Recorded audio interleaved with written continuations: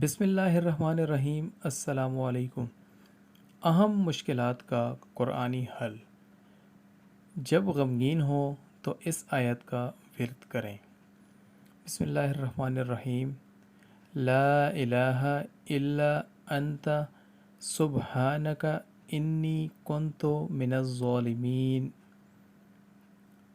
جب تکلیف میں مبتلا ہوں تو یہ آیت پڑھیں۔ انی مسنی الضر وانت ارحم الراحمین۔ جب کسی خوف میں مبتلا ہوں تو اس آیت کا ورد کریں۔ حسبنا اللہ ونعم الوکیل۔ جب مکر و فریب اور دھوکے میں پڑ جانے کا اندیشہ ہو تو یہ آیت پڑھیں۔